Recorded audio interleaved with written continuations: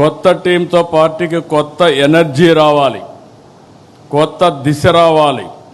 కార్యకర్తే అధినేత అనేది కేవలం స్లోగన్ కాదు, ఇది మన సిద్ధాంతం. ఆచరణలో చేసి చూపించాం. ఈరోజు వేదిక పైన చూస్తే ఒక మండల పార్టీ అధ్యక్షురాలని, ఒక క్లస్టర్ ఇన్ఛార్జిని పాలిట్ బ్యూరో మెంబర్గా చేయగలిగాం.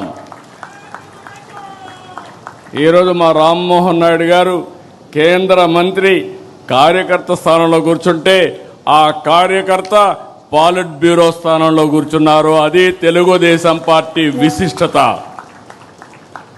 దేశంలో వేరే పార్టీలో సాధ్యం కాదు. That is Telugu Desam.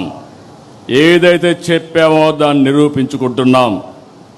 పార్టీ ఆవిర్భావం నాడు ఎంత ఫ్రెష్ లుక్ ఉందో, అది 40 ఏళ్ళు వచ్చినా అదే ఫ్రెష్ లుక్ ఇప్పుడు కూడా కనిపిస్తుంది.